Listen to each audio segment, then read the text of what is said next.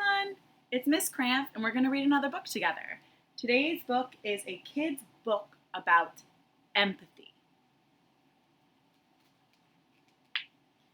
You might be wondering if this book is important. Guess what? It is the most important book ever. No, seriously, ever. Now, you might be asking yourself, if a kid's book about empathy is so important, what is empathy? Let me take you back to 3rd grade. In Mrs. White's class, there were 23 students. A lot of the kids in the class looked like me, kinky hair and dark brown skin. But then, in 4th grade, only one other kid looked like me.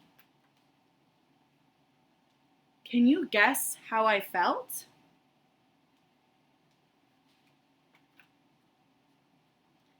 If you said, out of place, unsure, and scared, you'd be right. Does my story remind you of an experience you've had? Has anything like that ever happened to you? How did you feel? That's what empathy is. Empathy is when you stand in someone else's shoes, not their real shoes. That would be gross. It's when you feel with someone who has experienced something that's hard, sad, or scary. Empathy means you listen, don't judge, feel with, and ask questions. You might think that sounds a lot like sympathy, but the two couldn't be more different. Sympathy is when you feel for someone. Sympathy sounds like, I feel sorry for you. That sucks. I can't believe that happened. Empathy is when you feel with someone. Empathy sounds like, how did that make you feel? What can I do to help? Do you want to talk about it?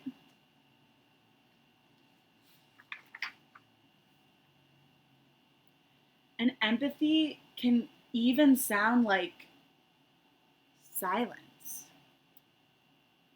Just being there with someone can be the most powerful thing in the world. Can you see the difference between sympathy and empathy? So take a second to think about it. And if it's still confusing, you can ask me or ask an adult in your house. Sympathy is easy and takes a shortcut.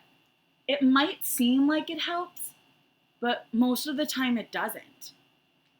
Empathy is hard and it takes more time, but it also creates comfort and connection. Sympathy is usually about you, and empathy is always about someone else, the other person you're talking with.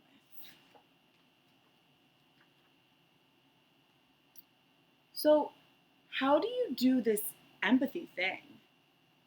Well, let's say your best friend's dog died, and they tell you at lunch the next day. What should you do? First, take a deep breath. Don't be in a rush to tell them how you feel.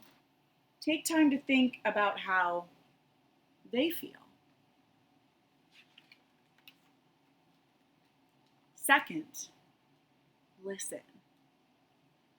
You don't have to do all the talking. It's okay to let them share. I know it's hard, but you can do it. Focus on your friend first. Third, ask questions. Find out what they're thinking and feeling. Don't judge them or assume anything. Make sure you use more question marks than periods in what you say.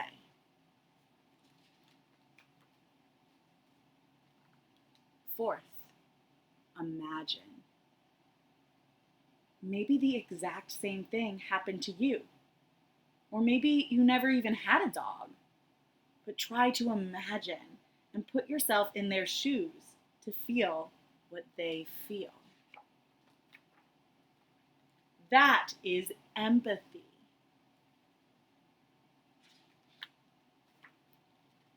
So let's reflect. Number 1, take a breath. Number 2, listen. Number 3, ask questions. And number 4, imagine what it's like to be in their shoes. When you do those things, you feel with someone instead of for them, which is exactly what you want when something is hard, sad, or scary. And make sure no matter what, you don't try to fix them. This isn't about you and how you can make things better. It's about just feeling with them. Because empathy is the most courageous and creative thing you can do. So you made it. Now you've reached the end, and I'm sure you have tons of questions about empathy. But let's just keep it simple. As you observe and take part in moments for the call to empathy, just remember the 4 steps. Take a breath, listen, ask questions, and imagine. It will take practice, but you've got this. See you next time. Bye.